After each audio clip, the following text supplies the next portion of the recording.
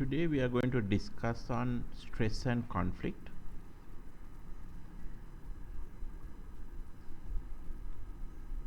So stress and conflict, according to the framework that we are adapted on studying behavior, organizational behavior, according to social cognitive framework introduced by Bandura, uh, the behavior, organizational behavior, there are two things influence the behavior. One is cognitive processes, the individual cognitive processes, the perception, personality, motivation, and positive psychological capacities, which we have already studied. And then the the external environment. So under the external environment, there is a environmental context as well as organizational context. So influence on cognitive processes, that's the individual cognitives, and environment produce a behavior. Now when it comes to dynamics inside the organization, you will have always stress and conflict, power and politics, groups and teams. These areas we will discuss one by one. And then later we are going to discuss how to manage and lead a high performance organization. There we are going to discuss on job design and goal setting, behavioral management and behavior modifications, and different leadership styles and the leadership processes. So let's start on stress and conflict. Now I'm going to define the meaning of stress, identify different stressors like extra organizational stressors, organizational stressors, and group stressors. Also, I'm going to examine the individual disposition of stress. We will describe intra-individual and interactive conflicts, and we're going to discuss the effect of stress and conflict, and finally we will look at what are the strategies we can adapt it to cope up or manage the stress. So let's try to find out some of these social psychology's definitions of stress. So Ivan Rich and Matheson define a stress as an adaptive response mediated by individual differences and our psychological processes that is a consequence of any external action, situation, or event that places excessive physiological or physical, psychological, or physical demand on the person. So this is one definition. Just I'm going to explain to you. It's a process. It's a psychological process, individual differences, and this is coming out from external action, situation, or event which will place an excessive, either a physical demand or a psychological demand from the person. So this will lead to a stress.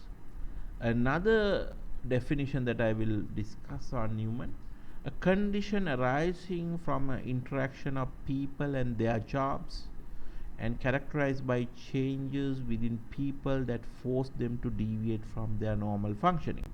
So if you deviate from your normal functioning,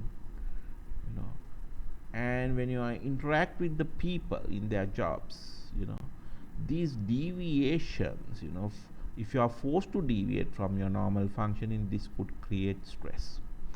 So various social psychologies, different organizational behavior textbooks, you can find definitions, but underlying meaning of the stress is, let me just put it a very simple definition to get you the meaning: adaptive response to external situation that result in physical, psychological, and or behavioral deviation from organizational participants create a stress.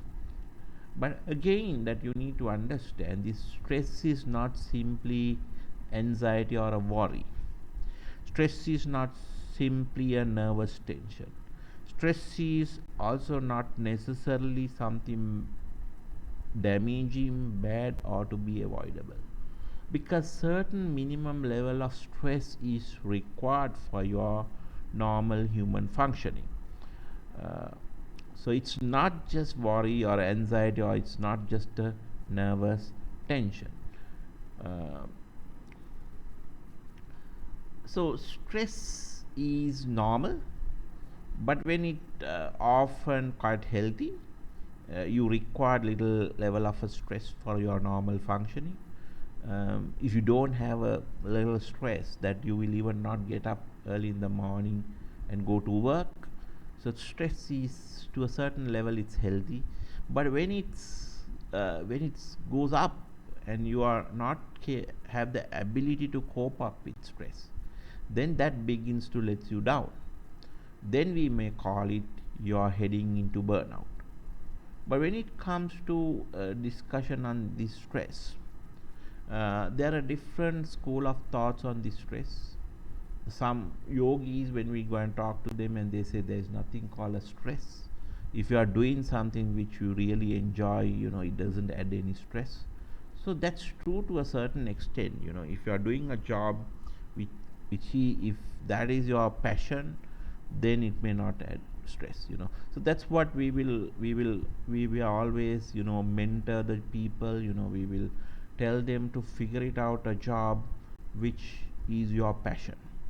So then there is no limit of your career development. So you will end up, the sky is the limit. So I think it's very important. So you get stressed out when you are doing something not in your passion. But when you are getting into, now sometimes you might have to do jobs which maybe you may not really enjoy, but you have to do it. But then when you can't cope up physically or mentally, that will add stress. So when you get it into a level that you will not be able to bear up, so then we call it you're heading into road to a burnout, or you're heading into a burnout. So burnout stress is really bad, and that can lead to a lot of problems. Let me just show you a small video on a burnout in a workplace. So let's just watch this video.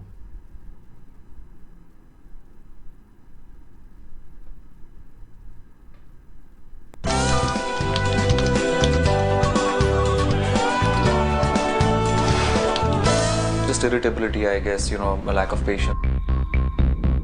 Most of the times I start feeling restless, I start feeling very agitated and irritated as well. You're not rational anymore, and you tend to shout at people at times. If anybody is coming and asking me something, I usually snap at them. Stress at work is normal, but few of us know that all that daily stress can lead to a burnout. Burnout is where a person is overworked to such an extent that he is now either completely stagnant, does not have any more creativity or output left of himself to give, and has come to a phase in his life where he doesn't possibly enjoy the work that he does. While stress is identified with feeling overburdened and tired most of the time, the symptoms for a burnout are different. Psychologists say that being just stressed is fine, but there are other signs for a burnout. You may be heading for a burnout if you find each day at work a bad one. If all assignments given to you seem useless or unpleasant, you may not really care about work, whether it happens or it doesn't. You may also feel detached from colleagues and your ideals at the workplace. Those are just a few broad symptoms for a burnout. Varka Chulani is a psychologist, and she says if you're headed towards a burnout, you've simply lost all interest in your work. But there are ways to prevent it.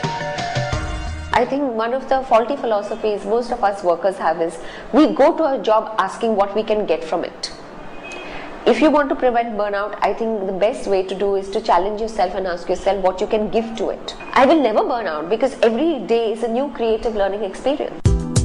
Here are some other tips to avoid a burnout that psychologists suggest. You shouldn't set very high goals for yourself at work and create unnecessary pressure.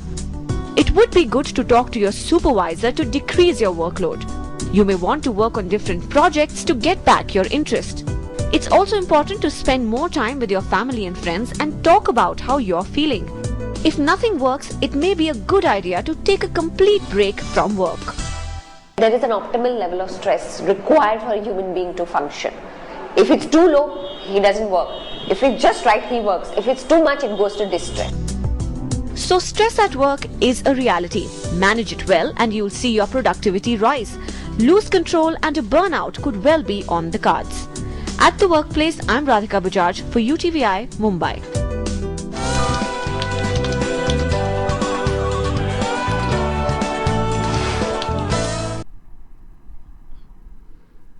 So you have already seen these burnout in workplace, burnout at workplace.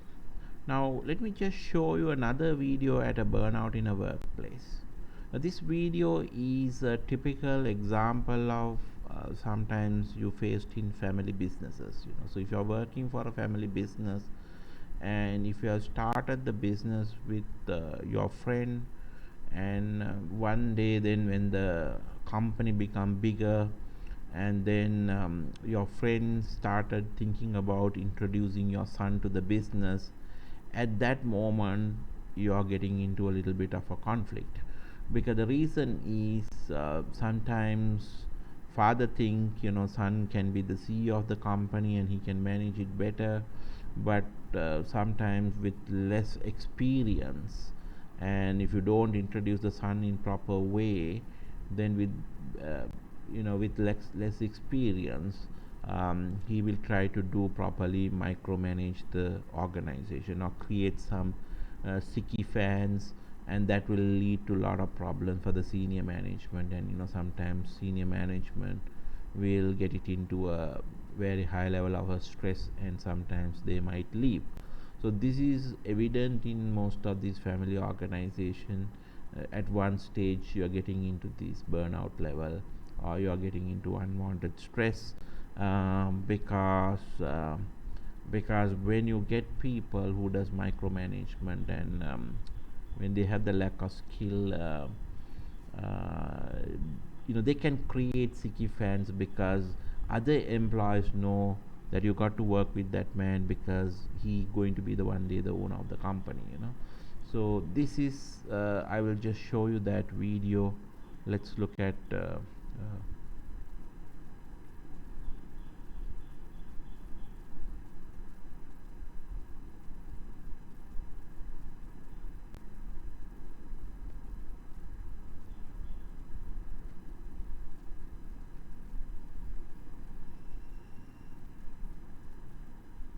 Welcome.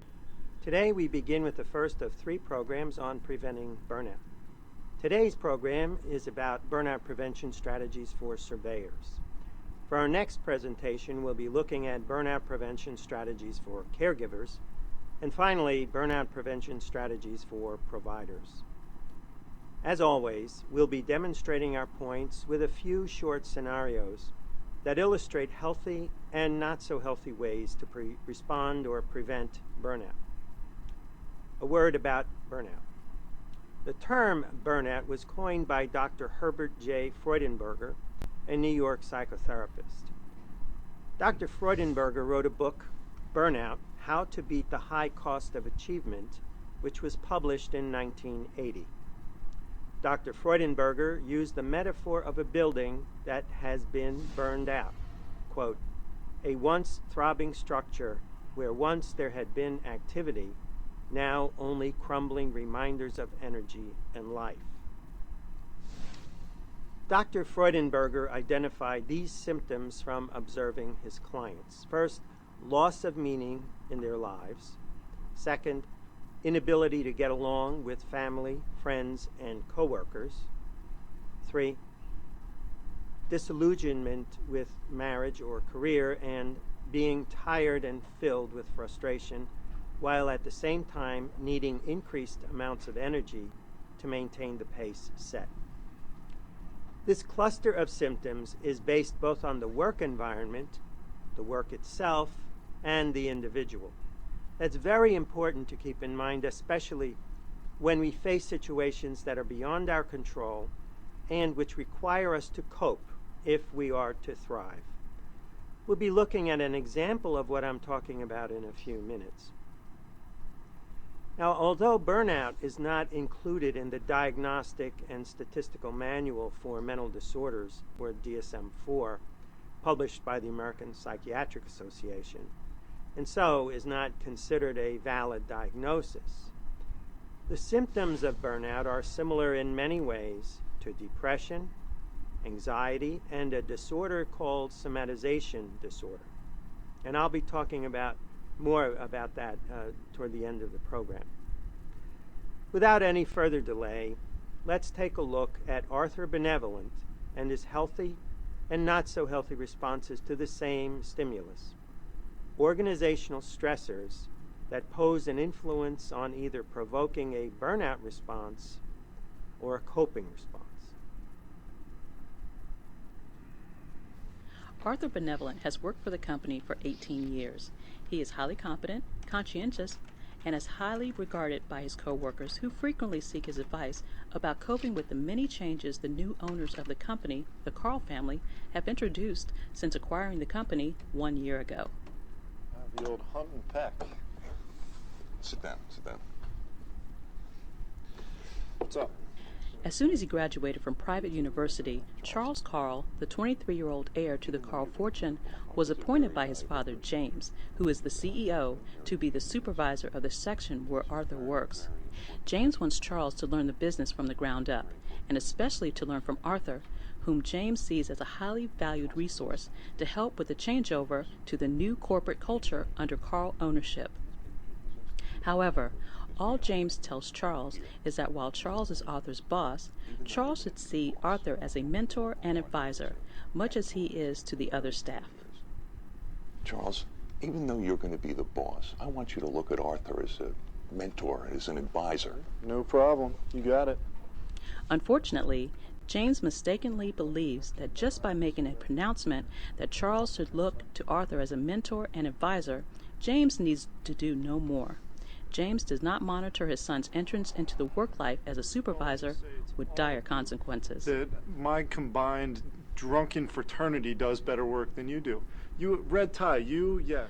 Charles seeks to make up for his shortcomings in knowledge of the business with arrogance and micromanagement. He insults staff, corrects non-existent errors, and imposes impossible deadlines for no other reason than he believes he can. Because if it was me, you'd be out. You would be completely gone and done for. Arthur, did you just see how Charles was treating Anne? Charles sees Arthur not as a mentor, but as a competitor, who also serves as a refuge where stressed workers can go to get his advice.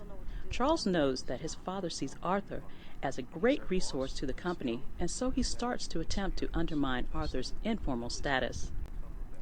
Any assignments Arthur completes, always on time, are greatly criticized and poorly edited. Charles edits to improve Arthur's writing, often yield writing that is grammatically incorrect. Charles insists that any edits he makes to Arthur's writings are in final. We was gonna adapt the format. Well, Charles is my boss. Really more like a son. Guess the best thing I can do is just outlast him. He's got to wise up. Okay, like this Mercedes right here, unbelievable, that's 600. Oh, did I tell you guys that my grandmother died? I mean, it's terrible, but... For his part, Charles cultivates sycophants, individuals whose devotion to Charles are second only to their own ambition. Within 6 months of taking over as supervisor to Arthur's section, most of Arthur's co-workers have resigned, replaced by an ever-growing cadre of fawning flatterers.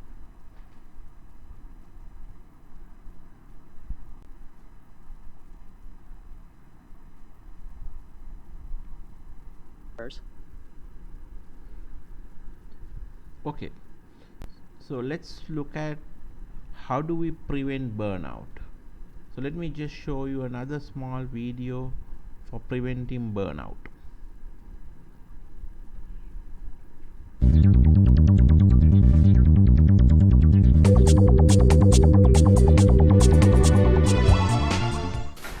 Hi, I'm Dr. Dr. Tracy Marks, here to help you get beyond the burnout. So what is the secret weapon to preventing burnout? I tell you, it's one easy word, or I guess I should say one straightforward word: no. For many people, it's not very easy to say no. Do you have trouble saying no? I challenge you to think about some of the reasons why it's hard for you to say no. Are you, say, a people pleaser and therefore don't want to disappoint people by saying no to them? Or are you one who's driven by guilt, such that it's not so much about pleasing the person, but if you didn't do it, you'd feel guilty, because after all, if you're capable of doing it, why wouldn't you do it? Or another category is someone who is the master multitasker, who just feels like there's no reason why they can't do it, when in actuality they really can't or shouldn't be doing it. Well, did you know that a measure of assertiveness is your ability to say no to reasonable requests? Let me say that again. One way to measure assertiveness is how easy is it for you to say no when someone asks you for something that's very reasonable. It's easy to say no if it's unreasonable. Let me give you a little example, just a quick example. I, from my own life, had something that tied me up until, say, about 1 o'clock in the afternoon. And then I had about a 1 hour break, and then had somewhere to be at 3 o'clock in the afternoon. And someone wanted me to do something, this is a weekend, and someone wanted me to do something that was going to be around 1-ish. And I said, well, no, I can't do it. I've got something later. And the person said, well, but they knew my schedule. It's not till 3 o'clock. You got an hour. Now, that's a classic, so typical example of the multitasking or overambitious or very busy woman who, if you've got the space in your schedule, you might as well do it, because why wouldn't you do it? But I had that hour free, but it needed to stay free, because it's essential that you have some period of downtime, some time where you don't have somewhere to be, something to do, something to think about, for that matter. More on that topic another time. So my challenge for you also this week would be to have one opportunity to say no to something. Now, of course, you can't say no to going to work or paying your bills and things like that. You know what I mean. When someone asks you something, even if you're capable of doing it, practice saying no and use that time for something relaxing or just something totally self-indulgent, because it really does take practice to get used to the freedom to be able to say no. So, thanks for listening and have a great day. Bye-bye.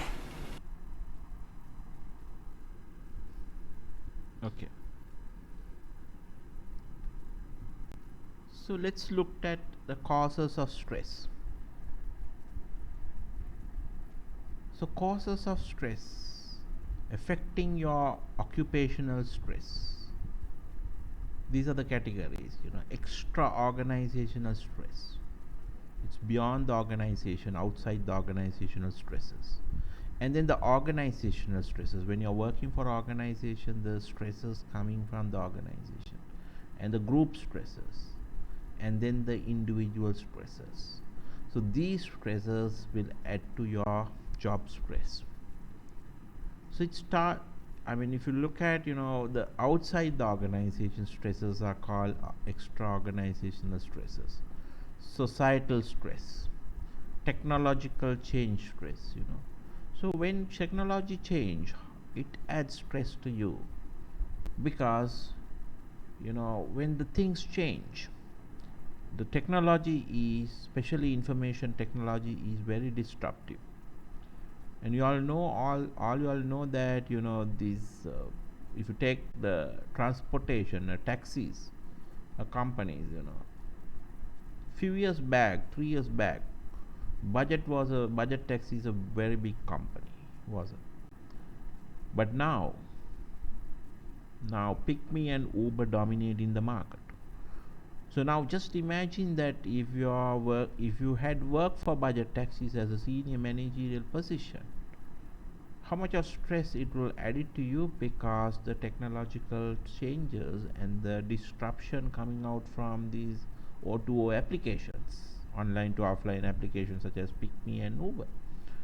So these technological change, not only information technology, even the other technologies such as manufacturing, all these technologies could add stresses to your job.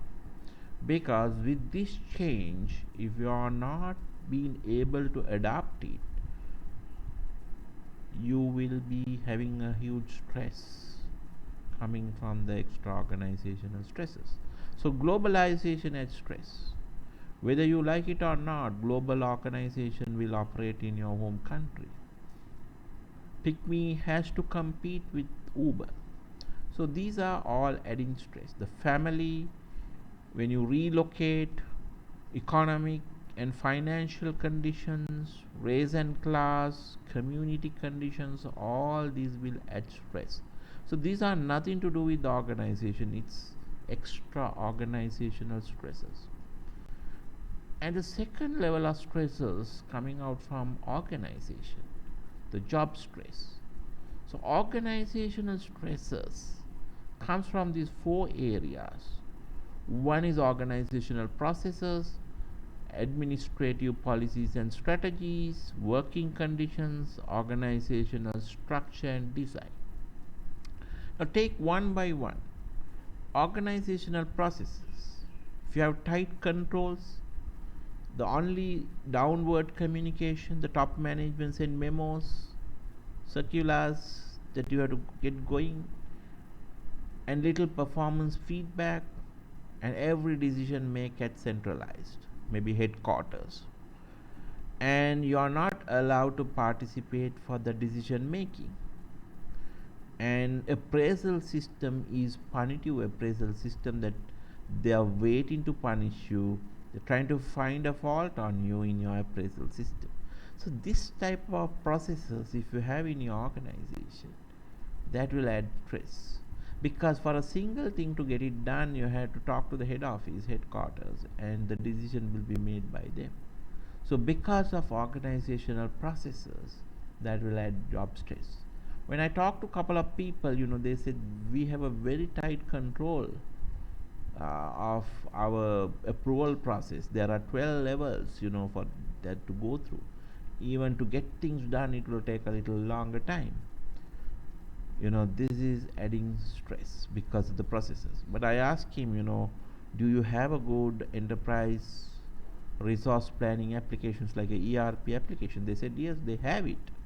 But then I said, the whole idea of enterprise resource planning is to do a proper process study and to flatten the organization, not to have that level of hierarchy. Because when you have information technologies and when you have done the business processes, you can lock these processes with information technologies such as ERP application, so that you can flatten the organization, because you can increase the span of control.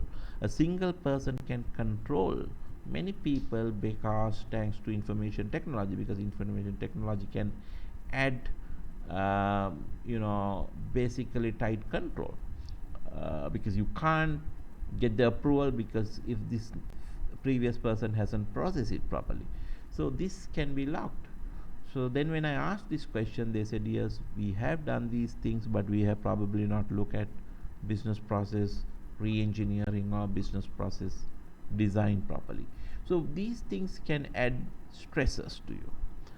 And if you are not allowed to participate to decisions, and the decisions comes from only top-down design, top-down way, then it adds stress, because you can't give any feedback to those decisions. Then the second thing is administrative policies and strategies. So if your organization is downsizing, that will add stress, because you never know that who will go, who will stay. So that will add stress, and you'll probably have a sleeplessness nights, and competitive pressures. So when there are huge competition, that adds stress, because you're not very sure about how these competition happen, whether you will lose your market share and all that. And when you have a merit based pay plans, if your previous pay plan is a seniority base and suddenly when you change it to a merit based pay plans, that will add stress because now you have to perform. But some of the government organizational pay plans are more on seniority base. So suddenly if it changed to a merit based pay plans, and that will add stress.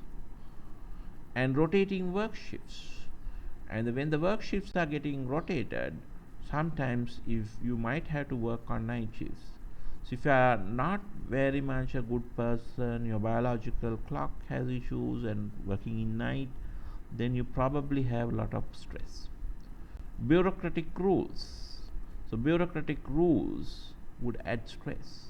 Advanced technology. So advanced technology will add stress because if you are not familiar with those technologies, that could add stress.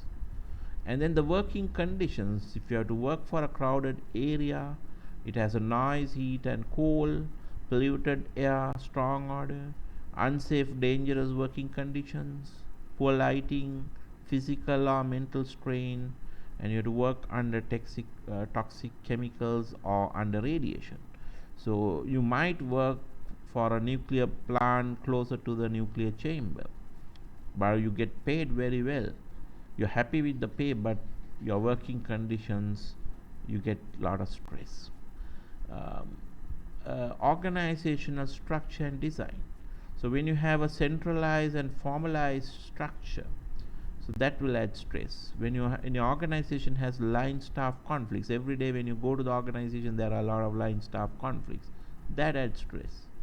If you are too much specialized, if you have done a specialization, that will add stress, because if you are too much specialized, that you will not fit it into the work on the generalist, that you have to go and find a job which is with your specialization. And sometimes you might have to make geographic move because you don't find enough organizations with that deep specialization. Now just imagine if you are a nuclear specialist and a very deep specialist in that area, I don't think you will have jobs in Sri Lanka. So then if you just go and work for a organization in another country, and then you probably have to, when you decide to move the organization, you might have to make a geographic move, because that level of deep specialization, not many companies may be around in your area. So role ambiguity and conflicts, when you're not sure about what role that you got to play, and if there is ambiguity in the role and there's a conflict, which we are going to study a little later in this chapter lesson. So I will leave it there. We will explain a little bit more on role ambiguity and conflict. And no opportunities for promotion. Now you are working for an organization, but you know that you don't have a career path in the organization, no opportunity. And if you are specially working for a restrictive or untrusting culture, that you cannot trust anybody in the organization. There are organizations you cannot trust anyone, so therefore in such situation it adds a lot of stress. And I have seen some employees who is working for such organization where they are practicing basically Kirsten theory of management, that's art of demotivation. So art of demotivation, the books written by Kirsten, those management practices also there, but we don't recommend that in a human resource management because this will not add creativity to the employees, but those type of organization, basically it's a untrusting culture. So those cultures you probably get a lot of job stress, And then these organizational stressors again coming out from other than what we have discussed in the previous slides. The responsibility, you're getting a responsibility but without authority, that will add stress. So inability to voice complaints adds stress, inadequate recognition adds stress, lack of clear job description or reporting relationship. This is one of the greatest problem in most of the organization, The people don't have a clear job description. So there is no proper job analysis has been done in those organizations, created two documents, job specifications and job description.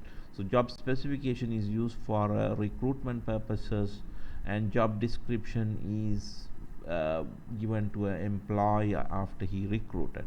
So this, if there is no clear job description, there is no proper clear performance evaluation.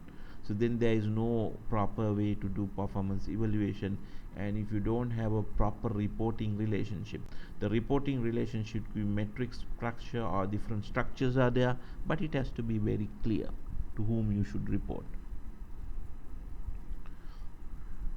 And we have studied the organizational stresses. Now let's look at the group stresses.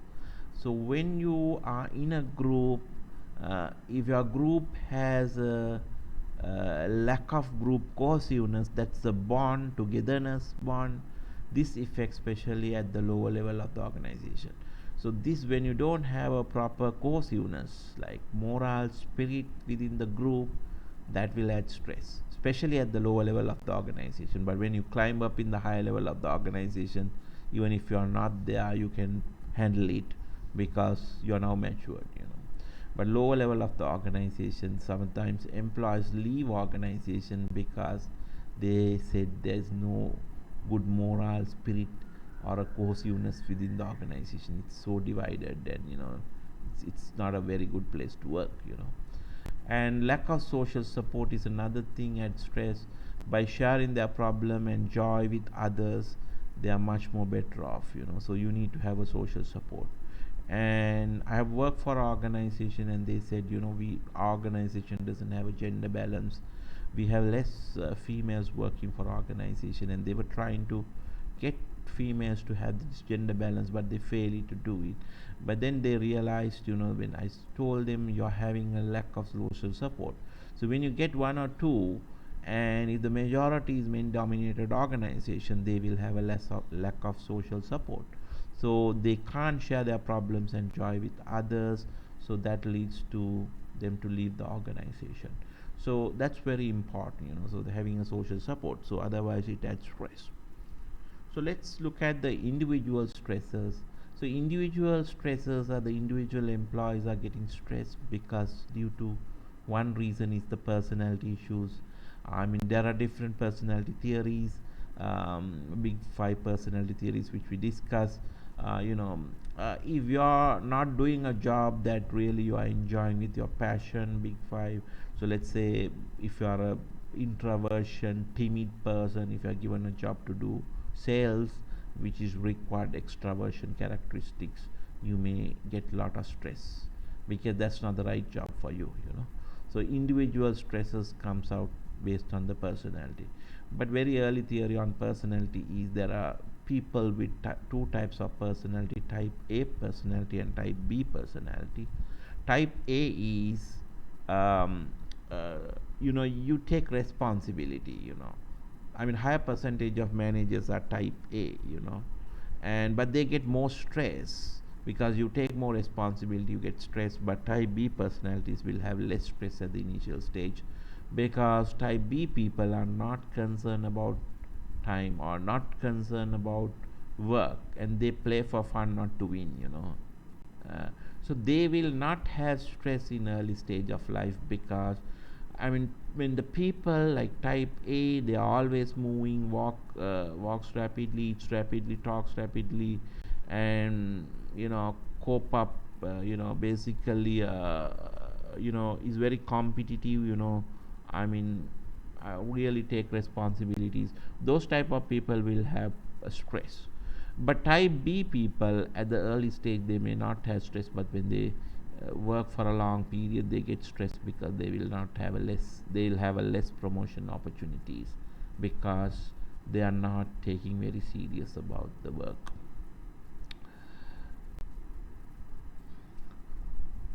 So what are the categories of stresses that affect the occupational stress? The personal control.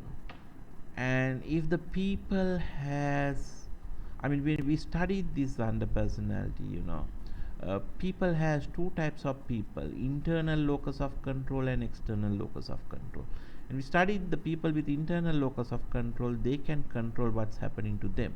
The people with external locus of control, they can't control what's happening to them. Their remote control is outside, and they think, the others control them. So the people with external locus of control will have a high level of stress, because they believe that the others control their others and the circumstance control their behavior. But the people with internal locus of control, they will have less stress, because they always feel that they can control the situation. And when even with the people with high level of internal locus of control, when they are in a helplessness situation, that means when they are in a jail or a hospital or something like that, when you're in a hospital, you are under advice of the doctor how much your internal control that you have it, but still you are under medication. But if you're in a jail, that jailers will control you. So in such situation we call it helplessness situation. So in the helplessness situation, even with the person with high internal locus of control, he'll have a tremendous stress. I mean, we'll take an example that like General Sarath Fonseca. He's a person who had an internal locus of control, personal control, because he believed he can control the situation. So that's what he led the army during hard times during the war, and he concluded the war with a victory. So that man, when he was under a jail, he was in helplessness situation. But if you just go and look at him at that situation with a lot of wounds in his stomach, and he maybe felt very helplessness behavior, and it got add a lot of stress during that time, because it's a helplessness behavior. Though a person has a internal locus of control, helplessness situation, you can't measure his internal control. But the people with external locus of control definitely have more stress, because they don't believe that they can control the situation. They believe others or circumstance controls their destiny. So this is another factor of creating stresses. Another thing is psychological hardiness. When you are able to cope up extreme stresses, we call it you're very hardy. So if in your life, if you have gone through so many stresses, it develop a lot of hardiness. Sometimes when I talk to children and who has not stayed in a boarding places during their studies or university education, I find them, when you ask them to go and stay with a friend's house or a boarding place, it adds stress. They pack it up, everything, lot of stuff, and they go there, because they said everything is there, and they for them it's a very stressful thing. But the people who has very hardy, and they can survive at any place, so they develop a hardiness. So when you are developing a lot of psychological hardiness, you will have a less stress, because you can cope up with any situation. So we have looked at individual stresses, group stresses, organizational stresses, and extra-organizational stresses. Now we will look at intra-individual conflicts. So within yourself, when these stresses are there, stresses will lead to a lot of conflicts. So what are the levels of conflicts? So the conflicts again comes from organizational conflicts, intergroup conflicts, interpersonal conflicts, and intra-individual conflicts. So if you look at from very macro level, is organizational conflicts. If you look at from a micro level, within yourself, intra-individual conflicts. So now let's look at one by one. So now within yourself, the conflicts comes when you get frustrated. Now frustration occur in the motivation, if there is a barrier. So in the lecture of motivation, we study the motivation is a mover. It start with either with a deficiency or a need. It drives certain behavior aiming at an intensive or a goal, incentive or a goal. So so that's what, so if you are hungry, if your body is deprived of water, then it's a deficiency. Drive is you get thirst, and then incentive is you go and drink water. But if there's a barrier that you can't go and drink water, the door is closed, then you get frustrated. The frustration, the barrier can be overt or covered. It can be a physical barrier like a door, or a psychological barrier to do exam or something like that, but the frustration, when you are in the frustration, if you can't reach there, there's a defense mechanism comes out as a during the frustration is aggression. You'll have the violence in workplace, withdrawn. You'll have a motivational problem, you withdraw your motivation, fixation, irrational bureaucratic behavior, and compromise living outside the job. So I've seen some people when they get frustrated, sometimes after a bad issue or something like that, or maybe after raises, increments, when they get frustrated, they have withdrawn their motivation, so they are not no longer motivated, so they don't have energy. So the motivation is a Latin word, and it's mover in English. So why people move, so that movement is not there now when they are withdrawn the motivation. So sometimes you find some employees are physically in the organization, but they live outside the job. So these are the defense mechanism what you can see when you're under frustration. So now these stresses can lead to intra-individual conflict in organization and environment. So this conflict is because mainly due to frustration. So frustration occurs when the motivated drive is blocked, before a person reach the desired goal. The barrier may be either, as I told in my previous slide, it's overt or covered. So overt means a physical barrier. The covered means inward mental psychological barrier. Because when you ask from some students, we ask them, why you are not sitting for the exam, but they said, I don't feel like. But we said, you have come to classes, you have followed the lectures, you have studied, you have done the assignment, but they don't want to sit for the exam because it's a psychological barrier, mental psychological barrier. So they will postpone the next semester to the next year. So these type of psychological barriers also there with people.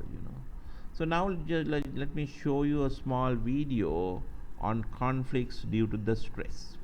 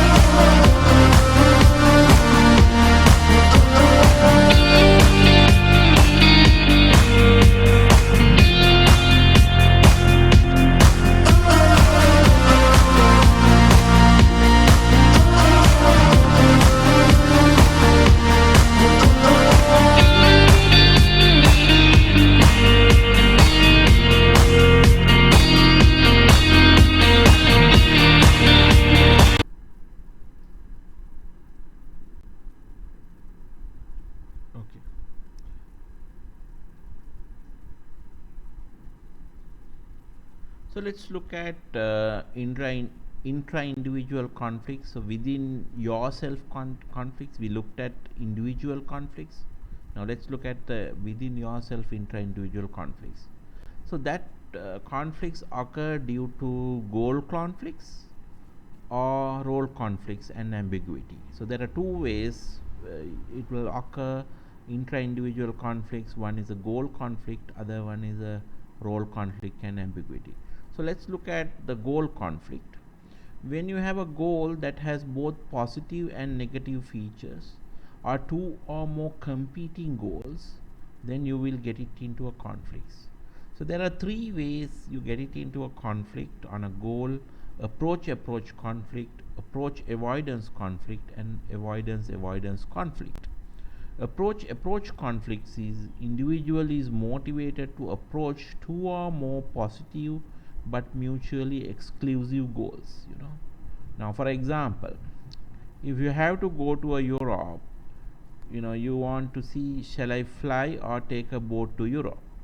But if both is pleasurable to you, so then you take it. Any of these ways of travel is not a issue.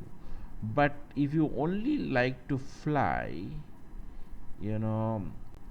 and if you don't like to go by the boat, then it leads to approach conflict. So if both ways of travel are pleasurable, then you don't have a conflict. Approach avoidance conflicts. Individuals are motivated to approach a goal, at the same time motivated to avoid. So if you are approaching and same time you want to avoid. Now think about a situation. If you have an allergy or something for seafood, certain types of a food like a seafood, it may bring up a lot of indigestion or allergy. So then when moment you see a seafood, but you like to eat seafood, you like to eat seafood, but when you see a seafood dish, you get it into approach avoidance conflict, because you want to approach, you like to eat seafood, but same time you want to avoid it because you have a indigestion or a allergy for seafood. So then at that moment within yourself, you're going through a conflict, approach avoidance conflict. And then you get it to another type of a conflicts like avoidance conflict. Individual is motivated to avoid two or more negative but mutually exclusive goals. So you want to avoid it. Like let's say if the father says, if child who is faced with a problem like this, either father says either you do your homework or go to bed without dinner. So the child want to avoid both. Child want to avoid doing homework, go to bed without dinner. So in such a situation, child is going through a avoidance conflict. So this is a goal related conflict. Now let's get it to a role conflict or ambiguity. So role conflict is defined as a position that has expectations evolving from established norms. So there are three types of role conflicts: conflict between the person and the role, intra-role conflict created by contradictory expectation about how a given role should be played. Inter-role conflict results from differing requirement of two or more roles that must be played at the same time. So these are the conflicts the people will go through. Conflict between a person and a role. Just imagine if a production worker who is a member of the union is appointed as to head up the production team. Now he will go through a conflict with the person and the role, because the role that he has to play is a heading the production team. But if you are a member of the union as a person, that you have to satisfy the union work also. If you will probably have a problem of firing an employee because from the union that you face the difficulties there. So that's where conflict comes from, person and the role. um, just imagine that the head of the union or the president of the union appointed as to head up the production team.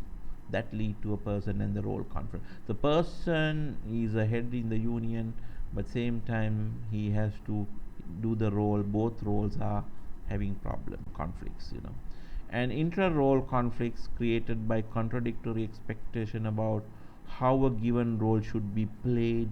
So you have a one role, but you are not sure. There is a contradictory expectation how it should be played. Now think about uh,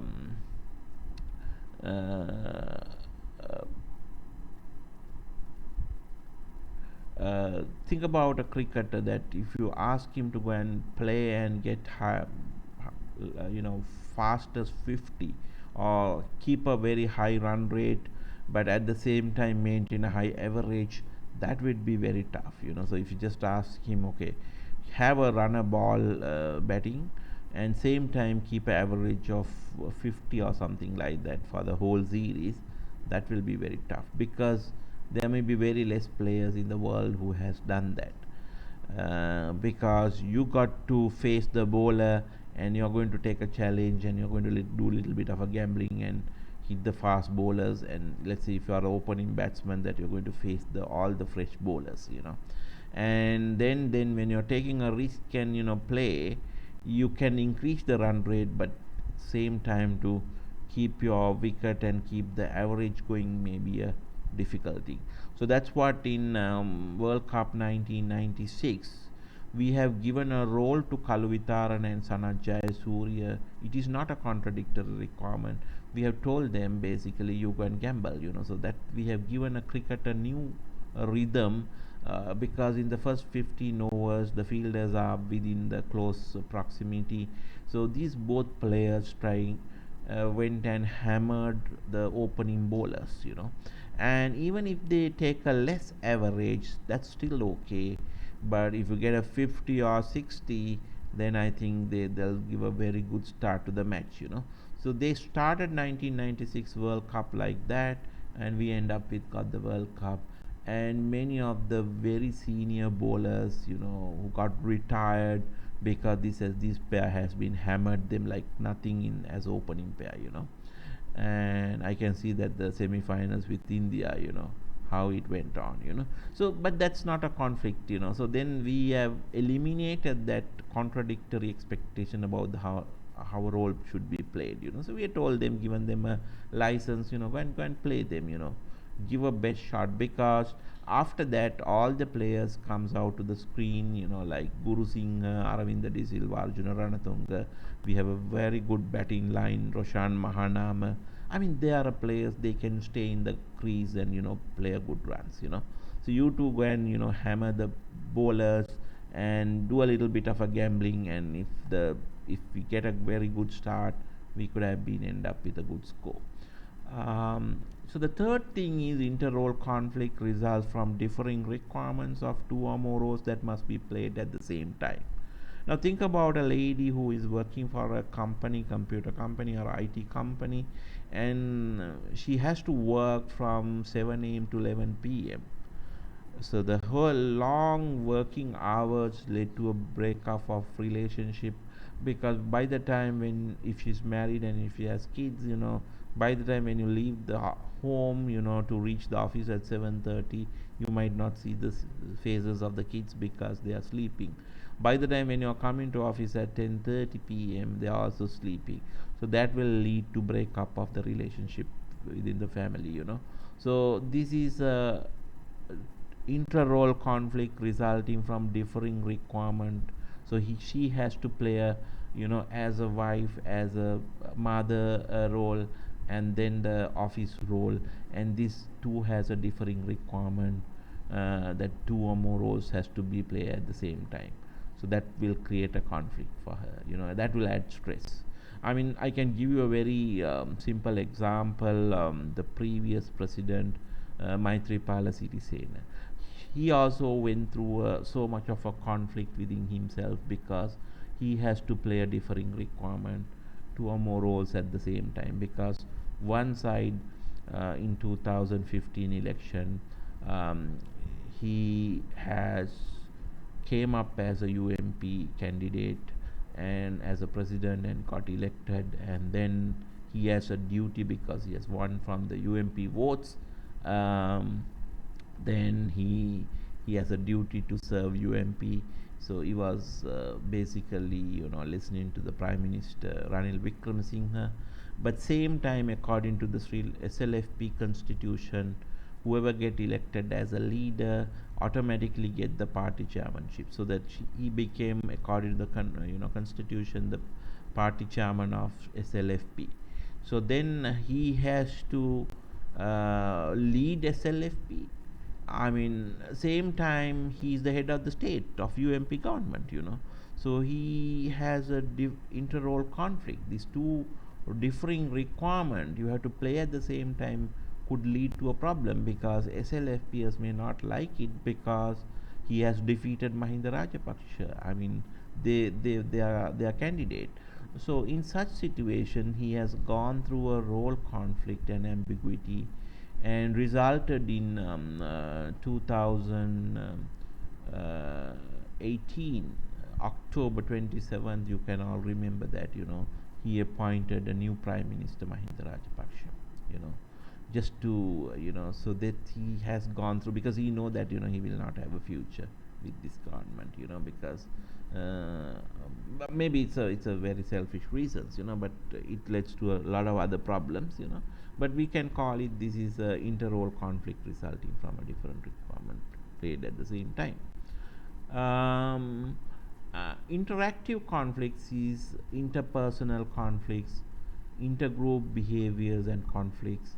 So these conflicts, interactive conflicts, come from interpersonal conflicts, comes out of with these personal differences.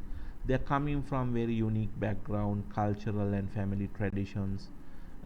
These things lead to a lot of conflicts when they are working with other people. Information deficiency can lead to a problem. Some organization has a communication breakdown. So top down communication happening, but bottom up will not happen.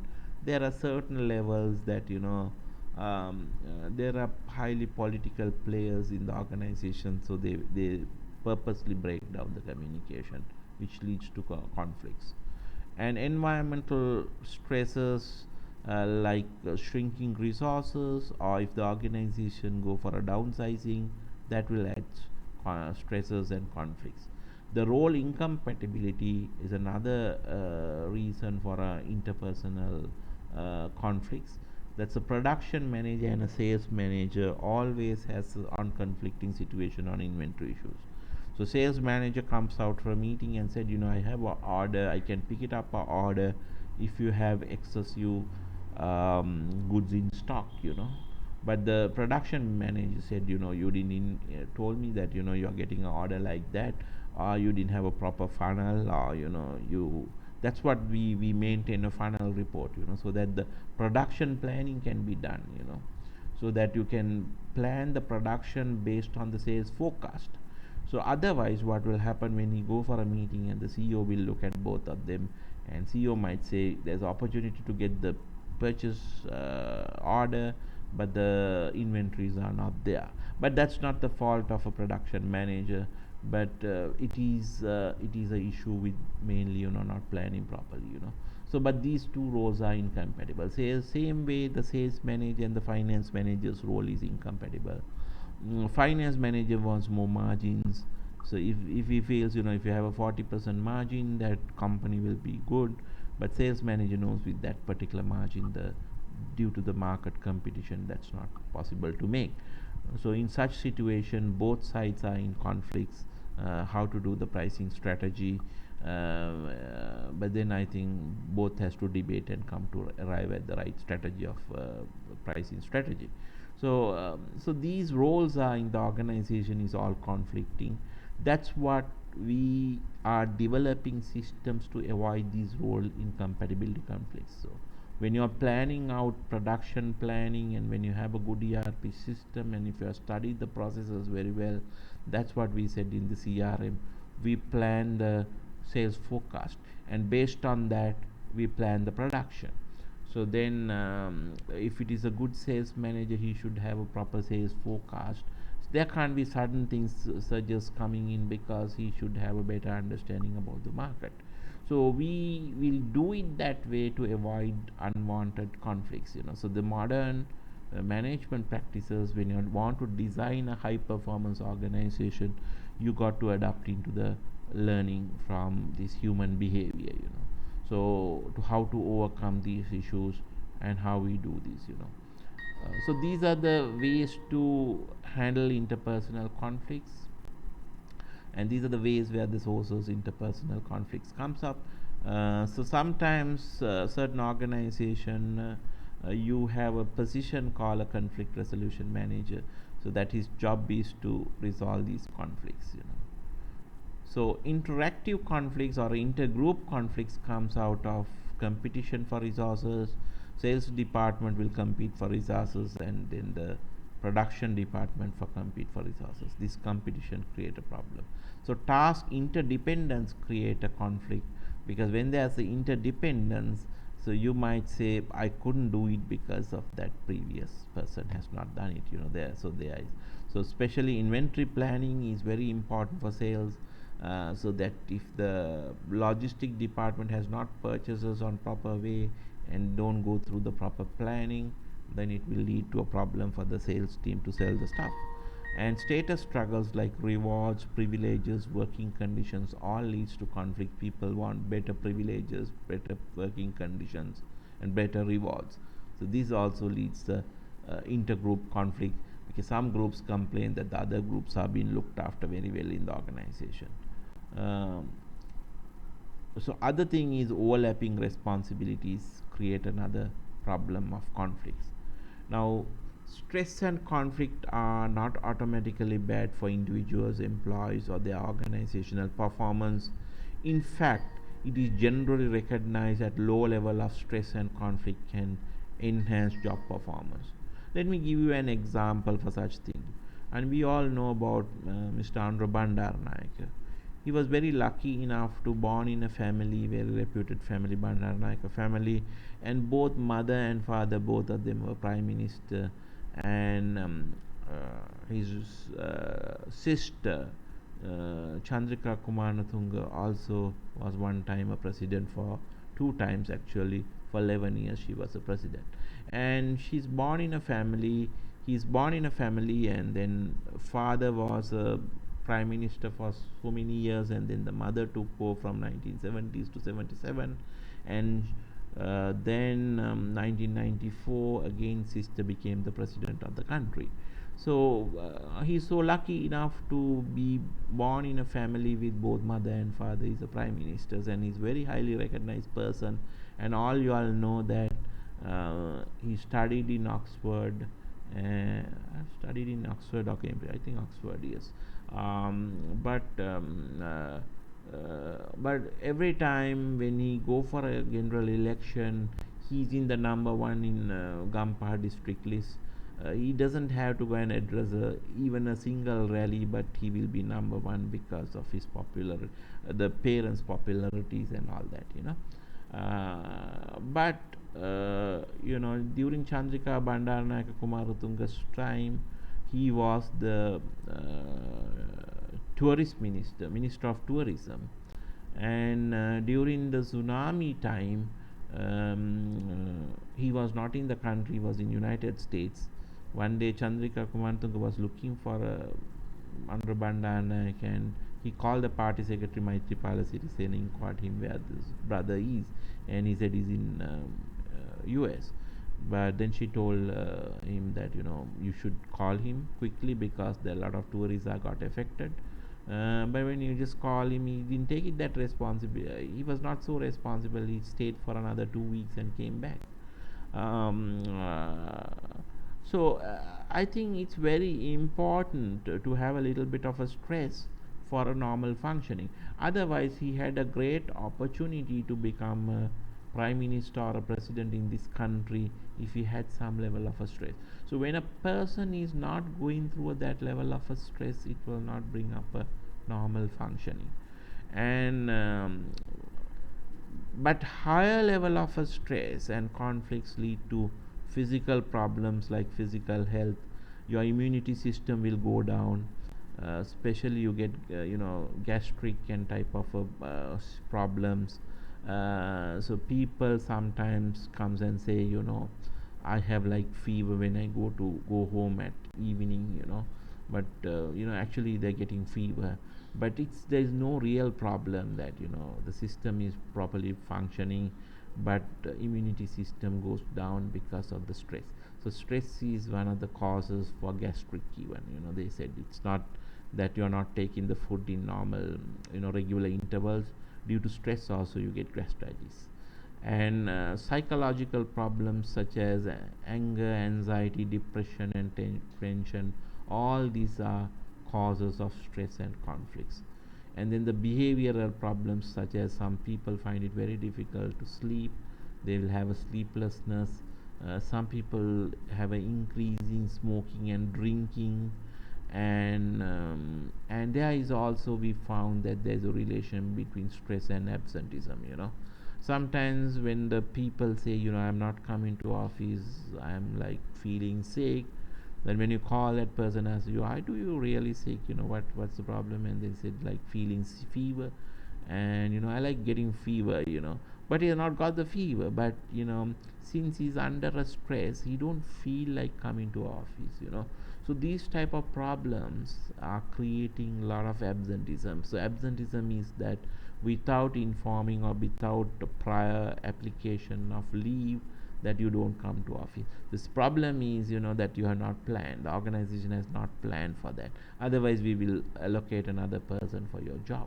So this creates a problem. So these behavioral problems are one of these outcomes of stresses, of intra-individual stresses and conflicts.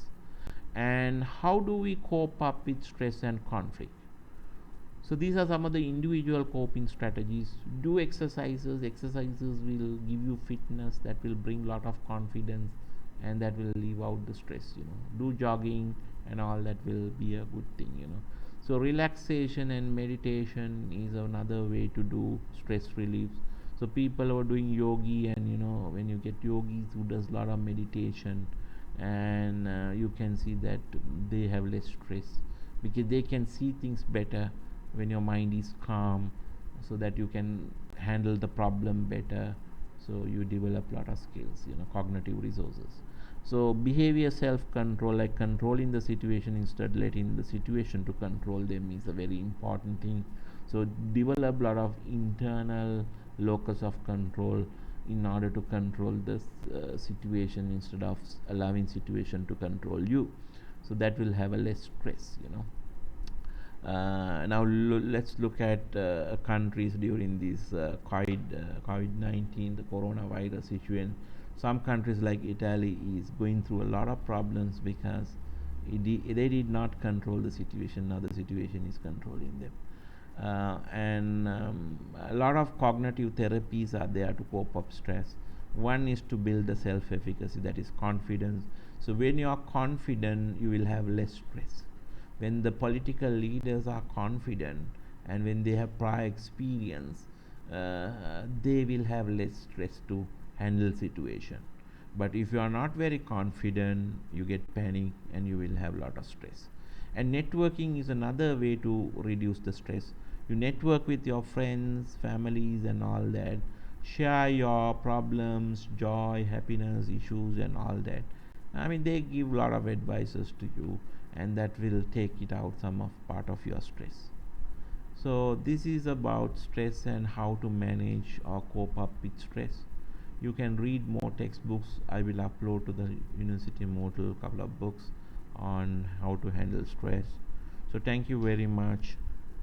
Let's conclude the lecture.